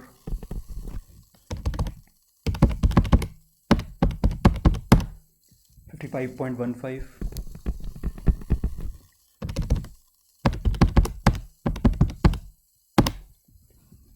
11.63। तो अगर आप नोटिस करेंगे यहाँ से जो ये कॉस्ट पर इक्विवेलेंट प्रोडक्शन आपकी आई है, ये बिल्कुल वही आई है जो हमने रफ कैलकुलेशन में निकाली थी। आई होप आपको ये सारा समझ आ गया है। अच्छा, अब स्टार्टिंग से हम समझते आ रहे थे कि सर प्रोसेस अकाउंट में उस चीज़ में दिक्कत है जो चीज़ आपकी कॉस्ट पर यूनिट पे वैल्यू होती है। अब तो कॉस्ट पर यूनिट आ गई, अब तो वो सारी चीज़ों की वैल्यू आ जाएगी, बिल्कुल आ जाएगी। तो तीसरी स्टेटमेंट उसी के लिए बनेगी, प्रोसेस अकाउंट में जो चीज़ कॉस्ट पर यूनिट पे वैल्यू होती है, आइए उसकी वैल्यू निकाल लें एक बारी, फिर प्रोसेस अकाउंट बनाएंगे। चलिए, तीसरी स्टेटमेंट, स्टेटमेंट ऑफ, इसको बोलते हैं स्टेटमेंट ऑफ कॉस्ट अपॉर्शनमेंट। किस पर्पस के लिए बना रहा हूं, प्रोसेस अकाउंट में जो चीज़ कॉस्ट पर यूनिट पर वैल्यू होती है उसके लिए कॉस्ट पर यूनिट तो निकाल ली है, लेकिन उस हर एक चीज़ की टोटल वैल्यू अब निकाल लूँ कॉस्ट पर यूनिट को यूज़ करके, उसके लिए ये स्टेटमेंट बन रही है। किसी नालायक के मन में ये भी आ सकता है सर सीधा प्रोसेस अकाउंट में ही कैलकुलेशन कर लेना उसकी, जब कॉस्ट पर यूनिट आ चुकी है। एक बारी कैलकुलेशन देख लो, खुद ही समझ आ जाएगा, वहाँ पे नहीं कर सकते।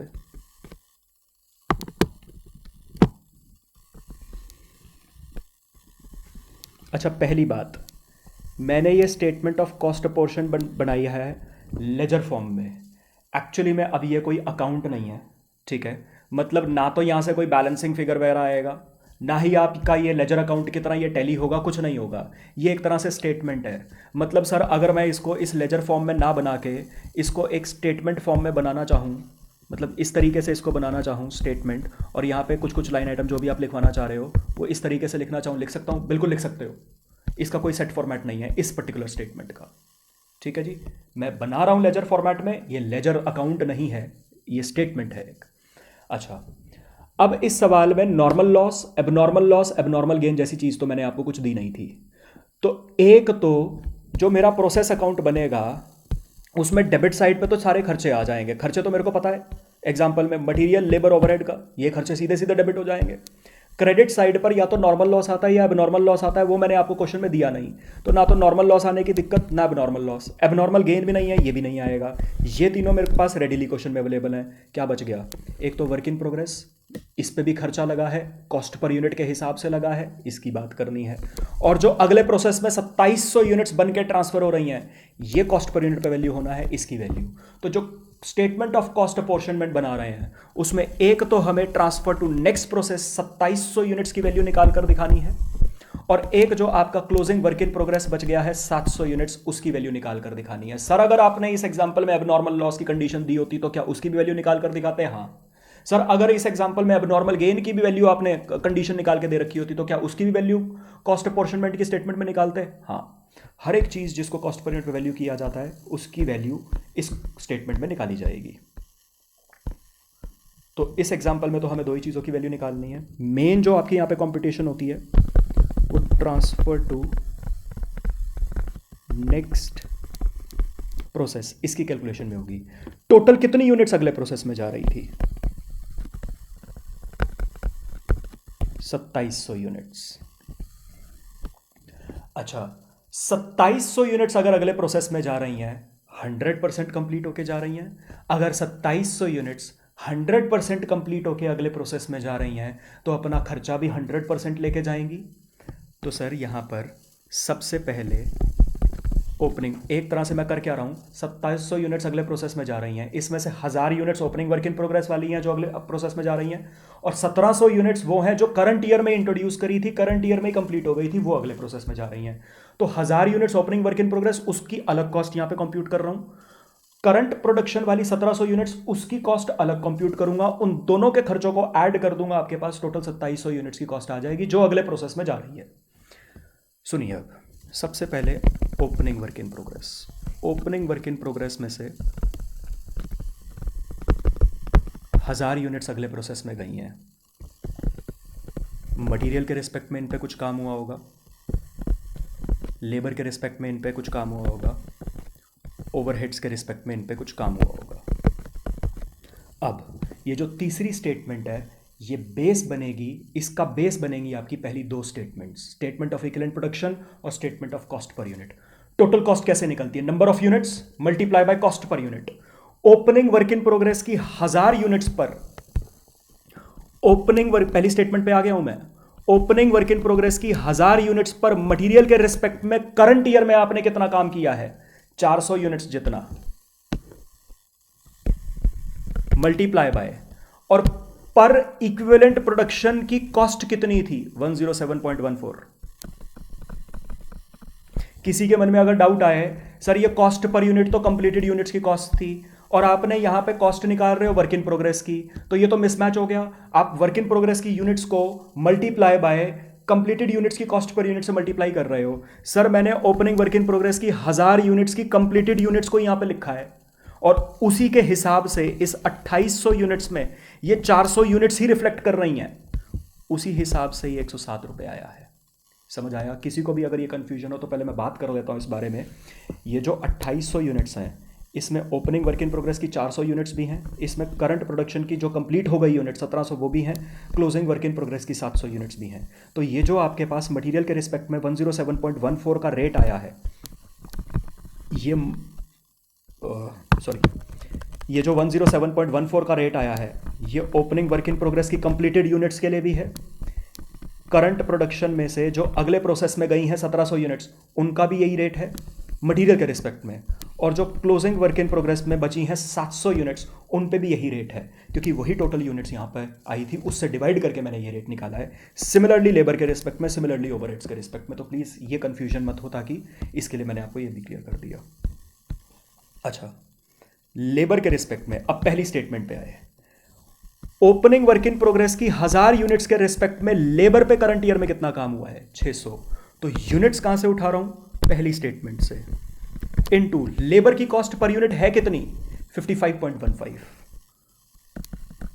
कॉस्ट पर यूनिट उठा रहा हूं सेकंड स्टेटमेंट पे।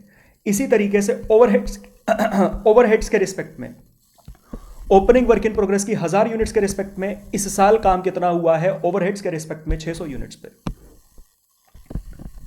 इनटू कॉस्ट पर यूनिट आई थी ओवरहेड्स की 11.63। मतलब यूनिट्स उठाई है पहली स्टेटमेंट से और कॉस्ट उठाई है उनकी सेकंड स्टेटमेंट से। यहां पे आपके पास वैल्यू आ जाएगी इनकी 42,856,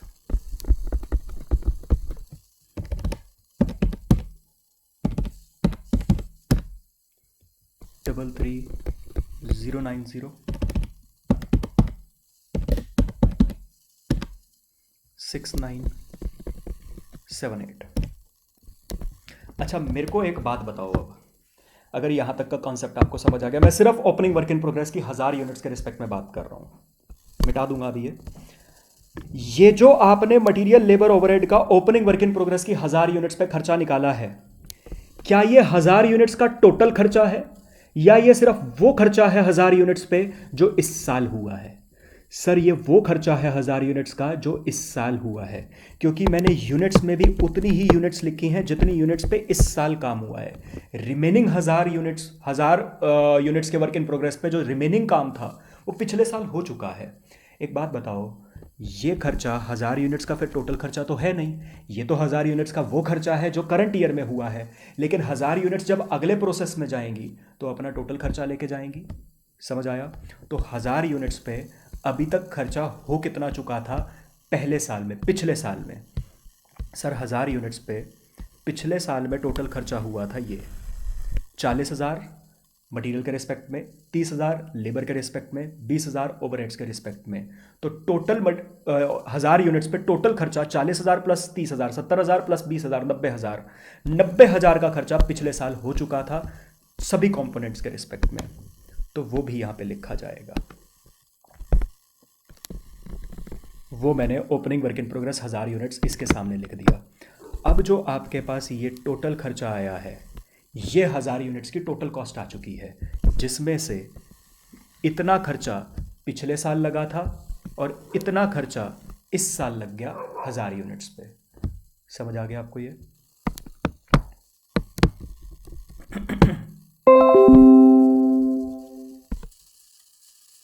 अच्छा, अब ये 1,000 यूनिट्स की तो कॉस्ट आ गई। अब बात करते हैं एक बारी, क्योंकि हमें तो टोटल अगले प्रोसेस में जो ट्रांसफर हो रही है 2,700 यूनिट्स, उनकी कॉस्ट निकालनी है। 1,700 यूनिट्स ये करंट प्रोडक्शन की यूनिट्स हैं।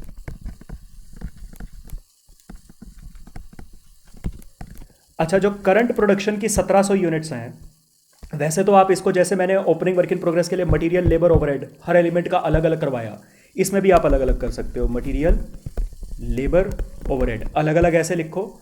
मटेरियल के रिस्पेक्ट में अगेन यूनिट्स देखने के लिए पहली स्टेटमेंट, इक्विवेलेंट प्रोडक्शन में 1,700 यूनिट्स के रिस्पेक्ट में मटेरियल में भी 1,700 यूनिट्स, लेबर में भी 1,700 यूनिट्स और ओवरहेड्स में भी 1,700 यूनिट्स।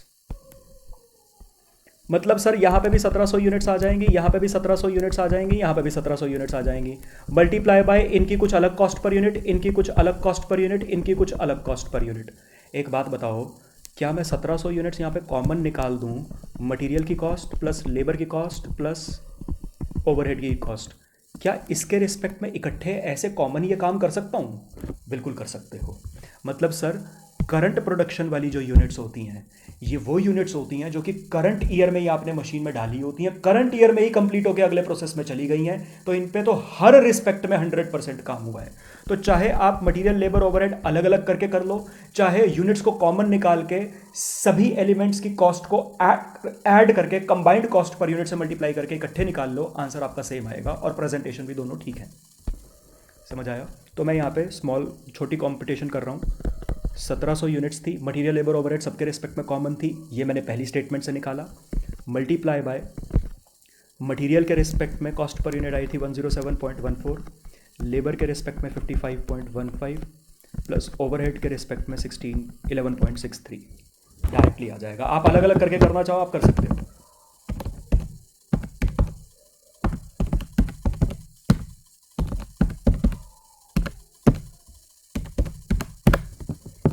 ये आ जाएगा 2,95,664।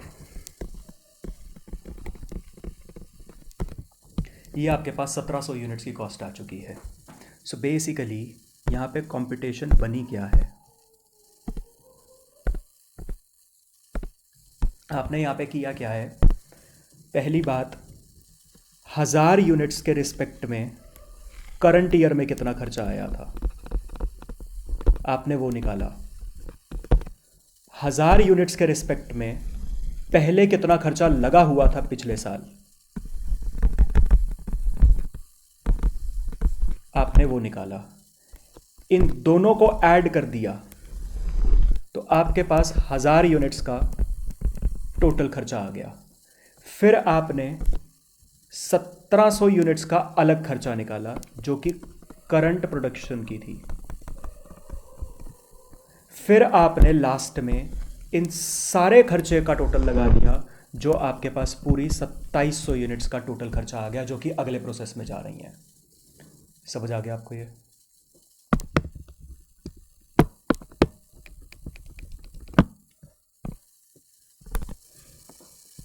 तो यहां पे अब ये टोटल लगा देते हैं।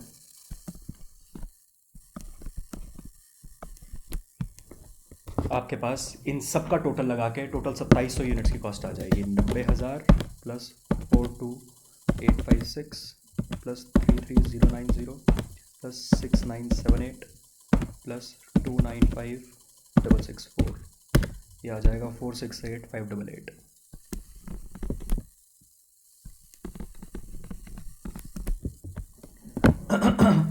एक तो हमें इसकी कॉस्ट निकालनी थी, दूसरा work in progress, closing work in progress.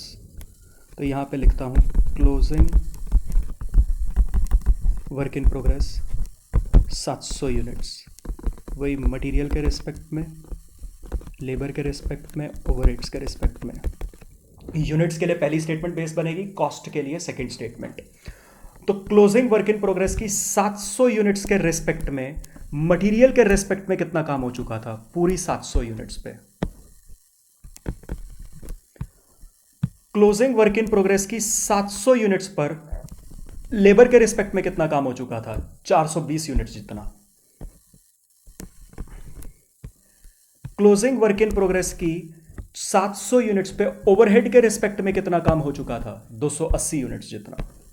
तो यूनिट्स उठाई हैं पहली स्टेटमेंट से, into cost per unit. Material की कॉस्ट पर यूनिट आई थी 107.14, लेबर की आई थी 55.15 और ओवरहेड्स की आई थी 11.63।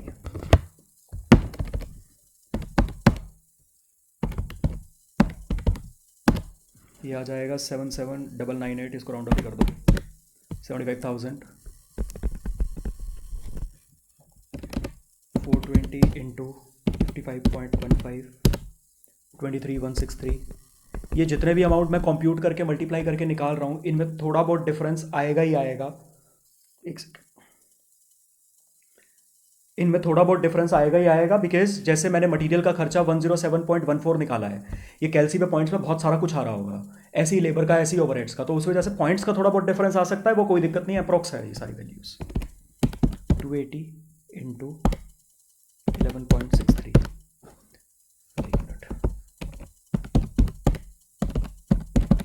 ये राउंड ऑफ करके कर देते हैं 3256। इसका टोटल लगाएंगे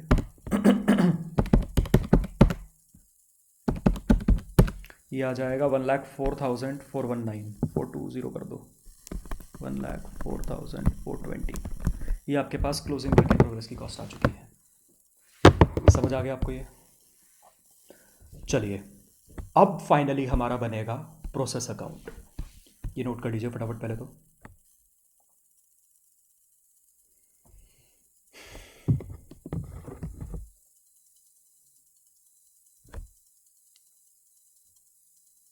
चलो जी, अब बनाते हैं अपना प्रोसेस अकाउंट। बस क्वेश्चन ख़त्म होने के उस पे है, बिल्कुल आखिरी सांसें ले रहा है क्वेश्चन अपनी।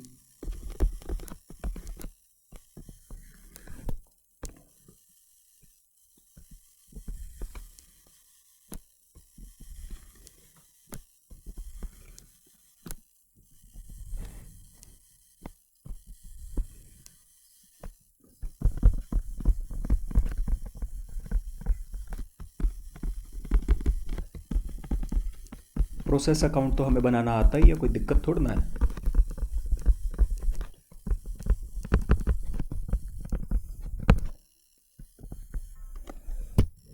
चलिए, सबसे पहले तो प्रोसेस अकाउंट में क्या आएगा, अब पिछले साल का खर्चा पहले कैरी डाउन करेंगे to opening work in progress. जैसे लेजर अकाउंट्स में ओपनिंग स्टॉक कैरी डाउन करते हो, ओपनिंग वर्क जो तो कंप्लीटेड स्टॉक होता है उसका आप अलग अकाउंट बनाते हो, ठीक है। वर्क इन प्रोग्रेस का अलग अकाउंट नहीं बनता है, क्योंकि प्रोसेस अकाउंट में तो सारे खर्चे लग के ये कंप्लीट होगा और कंप्लीट होके अपने अलग स्टॉक अकाउंट में या फिर अगले प्रोसेस में जाएगा। तो ओपनिंग वर्क इन प्रोग्रेस था 1000 यूनिट्स, और ओपनिंग वर्क इन प्रोग्रेस की 1000 यूनिट्स पे टोटल खर्चा लगा कितना हुआ था, 90,000। सर ये 90,000 का खर्चा कहां से आया? या तो आपने अपनी सेकंड स्टेटमेंट से उठा सकते हो, यहां पे आपने टोटल खर्चा लिखा था, या फिर क्वेश्चन में बिल्कुल स्टार्टिंग में 1000 यूनिट्स के नीचे मैंने मटेरियल के रिस्पेक्ट में कुछ 40,000 का खर्चा, लेबर के रिस्पेक्ट में 30,000 का, ओवरहेड के रिस्पेक्ट में 20,000 का, उसका टोटल लिखा है।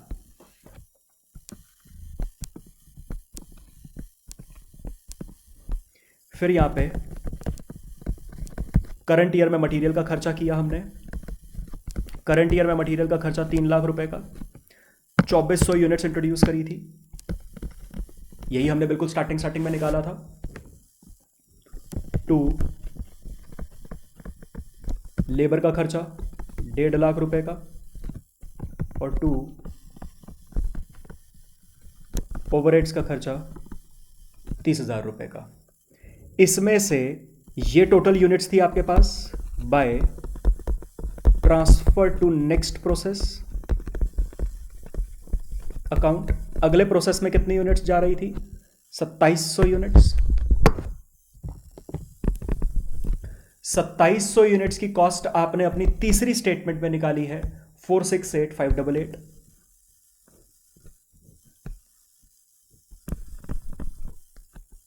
इसको 588 की जगह ये चलो, और last bye closing work in progress 700 units closing में बच गई। इसकी कॉस्ट आपने अपनी थर्ड स्टेटमेंट में ये भी यहीं पे निकाला है 1,04,420। बस खत्म। अब यहां पे लास्ट के एक दो पॉइंट्स आते हैं, फटाफट से एक बारी पहले इसका टोटलिंग कर लेते हैं। ये आ जाएगा 3400 यूनिट्स तो मैच हो जाएंगी। अब जो आपका अमाउंट का कॉलम है ना वो शायद मैच ना करे। हमेशा जो ये डेबिट साइड पे आपने खर्चे लिखे हैं ये तो क्वेश्चन से उठा के लिखे हैं, ये तो टोटल एज इट इज आएगा। ये आ गया 5,70,000। जो आपकी क्रेडिट साइड का टोटल आ रहा है वो आ रहा है 468,588 प्लस 1,04,420। ये टोटल आ रहा है क्रेडिट साइड का 573,008। अब वैसे तो सर प्रोसेस अकाउंट मैच करता है, यहां पे भी करना चाहिए। पहली बात, जो भी ये डिफरेंस आ रहा है ये सर किस बात का है? ये इस बात का है, आपने जो भी ये वैल्यूज निकाली हैं ये आपने थर्ड स्टेटमेंट से निकाली है, और थर्ड स्टेटमेंट में यहां पर जो भी आपने ये अमाउंट्स लिखे हैं ये सारे पॉइंटर्स में हैं, और कैलसी पे बहुत बड़े बड़े अमाउंट आ रहे थे ये पॉइंट्स में, ये उस वजह से डिफरेंस आया है। तो जो भी डिफरेंस है वो एज इट इज या तो रहने दो, और यहां पे भी उठा के आप टोटल लिख दो 5,70,000, और इन वैल्यूज के आगे लिख दो अप्रोक्स। आप इंस्टीट्यूट के भी स्टडी मैट में अगर सॉल्यूशंस देखोगे वो ऐसे ही करता है। और अगर आपको है कि नहीं, ज़्यादा ही स्केप्टिकल हो कि भाई मेरे को तो मैच करवाना है, तो जो भी डिफरेंस आ रहा है ना वो क्लोजिंग स्टॉक में एडजस्ट कर दो, ठीक है? क्लोजिंग स्टॉक की वैल्यू को उतने से एडजस्ट करके दिखा दो। पर ये ध्यान रखना, अगर आप यहाँ पर क्लोजिंग स्टॉक की वैल्यू को इस डिफरेंशियल से एडजस्ट करके दिखा रहे हो तो करेस्पॉन्डिंगली आपको ये एडजस्टमेंट यहाँ पर भी करनी पड़ेगी, क्योंकि आपने अल्टीमेटली थर्ड स्टेटमेंट के क्लोजिंग वर्क इन प्रोग्रेस के टोटल अमाउंट को उठा के यहाँ पे लिखा है। एक जगह पे एडजस्टमेंट मत कर देना, नहीं तो एग्जामिनर सीधा क्या करेगा, वो काट देगा उसको, क्योंकि वो तो मैचिंग देखेगा कि मैचिंग कॉन्सेप्ट की मैचिंग करवाई है या नहीं। समझ आ गया? ये पॉइंट्स की वजह से जो डिफरेंस आता है ये टॉलरेबल होता है। इनफैक्ट स्टडी मैट भी अप्रॉक्स का वर्ड यूज करता है उसके आगे। आई होप आपको ये सारा कॉन्सेप्ट समझ आ गया होगा। सो बेसिकली सम अप करते हैं। सबसे पहले हमें स्टेटमेंट ऑफ इक्विवेलेंट प्रोडक्शन बनानी पड़ेगी। पहले मैं पूरा कॉन्सेप्ट एक बार अब समअप करता हूँ, उसके बाद यहाँ पे एक दो डाउट्स वाली चीज़ें आती हैं, फटाफट से वो आपका ये कॉन्सेप्ट खत्म, बाकी नेक्स्ट क्लास में करेंगे। तो सबसे पहले तो अगर आपके पास किसी क्वेश्चन में भी opening closing work in progress आ जाए तो ये कॉन्सेप्ट लगेगा, ये तो है इसकी पहचान। ओपनिंग क्लोजिंग फिनिश गुड्स के स्टॉक आ जाए तो ये कॉन्सेप्ट नहीं लगेगा। अगर कोई भी वर्क इन प्रोग्रेस नहीं है तो ये कॉन्सेप्ट नहीं लगेगा। अब इस कॉन्सेप्ट में सबसे पहले दिक्कत क्या थी? प्रोसेस अकाउंट में डेबिट साइड पे खर्चे डेबिट करने में कोई दिक्कत नहीं है, लेकिन जो जो चीज प्रोसेस अकाउंट में कॉस्ट पर यूनिट पर वैल्यू होती है, transfer to next process, abnormal loss, abnormal gain, हर एक उस चीज में दिक्कत है। तो उस दिक्कत के लिए हमने क्या बनाया? हमने समझा पहले तो दिक्कत क्या थी। मटीरियल लेबर ओवरहेड सब कंपोनेंट्स के रिस्पेक्ट में जो काम होता है वो अलग अलग यूनिट्स पर होता है, क्योंकि ओपनिंग की यूनिट्स को भी कंप्लीट करना है।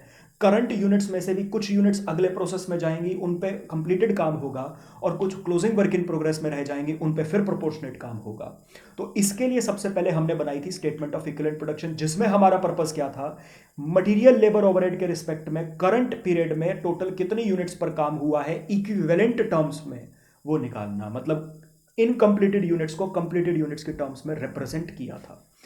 अब जो ओपनिंग वर्क इन प्रोग्रेस की यूनिट्स होती थी उन पे डिफरेंशियल काम करंट ईयर में होगा, और जो क्लोजिंग वर्क इन प्रोग्रेस की यूनिट्स थी उन पे जितना काम दिया हुआ है उतना ही काम करंट ईयर में होगा, उनका डिफरेंशियल तो बल्कि अगले साल होगा, ध्यान रखिएगा। दूसरी स्टेटमेंट बनी थी हमारी cost per unit, statement of cost पर equivalent production. Components, material labour overheads, cost, उनके खर्चे लिख देते हैं, इक्विवेलेंट प्रोडक्शन का कॉलम। इसके लिए फर्स्ट स्टेटमेंट से जो यूनिट्स आई हैं मटेरियल लेबर ओवरहेड्स की वो उठा के सेकंड स्टेटमेंट में लिखते हैं, यहां से आपके पास कॉस्ट पर इक्विवेलेंट प्रोडक्शन आ जाती है। फिर तीसरी स्टेटमेंट, प्रोसेस अकाउंट में जिस जिस चीज को कॉस्ट पर यूनिट पर वैल्यू करना होता है हर एक उस चीज की वैल्यू की कंप्यूटेशन होती है थर्ड स्टेटमेंट में, जिसका नाम है स्टेटमेंट ऑफ कॉस्ट अपॉर्शनमेंट। तो ट्रांसफर टू नेक्स्ट प्रोसेस, अब नॉर्मल लॉस, अब normal gain, closing work in progress, इन सब की वैल्यूएशन के लिए आपकी बनेगी थर्ड स्टेटमेंट। थर्ड स्टेटमेंट में सबसे पहले मेन कॉम्पिटिशन होती है ट्रांसफर टू नेक्स्ट प्रोसेस। उसके लिए सबसे पहले हमने ओपनिंग वर्क इन प्रोग्रेस की कॉस्ट लिखी। ओपनिंग वर्क इन प्रोग्रेस पे जितनी कॉस्ट पहले लग चुकी थी पहले वो लिखी, क्योंकि अगले प्रोसेस में जाएंगी अपनी सारी कॉस्ट लेके जाएंगी। उसके बाद ओपनिंग वर्क इन प्रोग्रेस की यूनिट्स के रिस्पेक्ट में करंट ईयर में जो काम हुआ वो लिखा। फिर जो 1700 यूनिट्स करंट पीरियड में ही मशीन में डाली गई, करंट पीरियड में ही कंप्लीट होकर अगले प्रोसेस में चली गई, उनकी कॉस्ट निकाली, सबका टोटल लगाया, टोटल 2700 यूनिट्स जो अगले प्रोसेस में जा रही है उनकी टोटल कॉस्ट आ गई।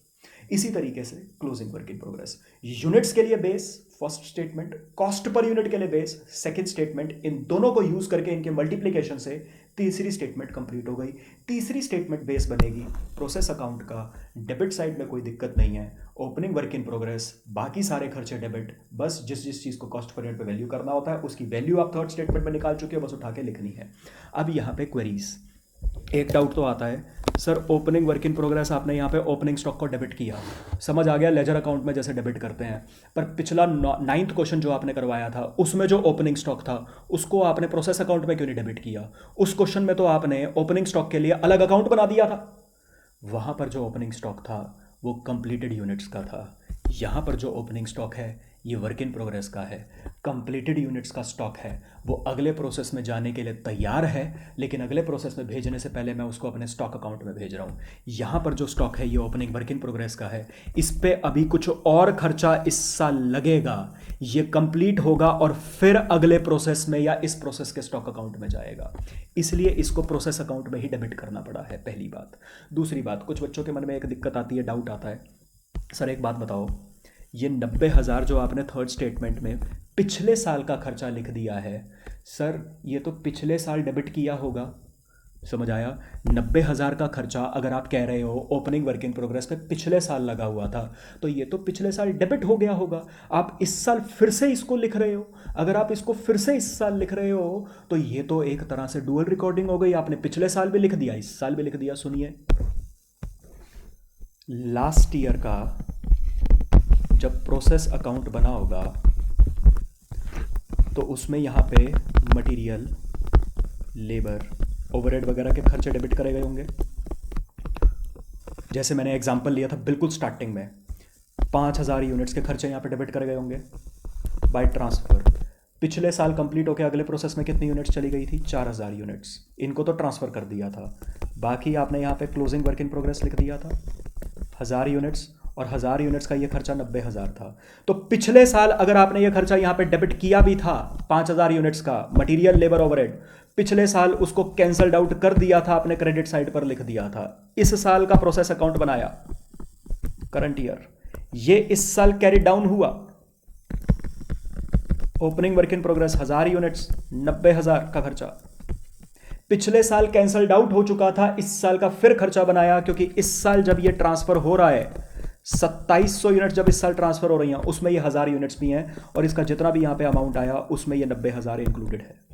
तो इस साल का खर्चा बना के इस साल ट्रांसफर किया, पिछले साल ट्रांसफर नहीं हुआ था, अगले प्रोसेस में नहीं गया था, तो पिछले साल कैंसिल भी कर चुका था, तो कोई दिक्कत नहीं है इसमें। समझ आ गया आपको ये?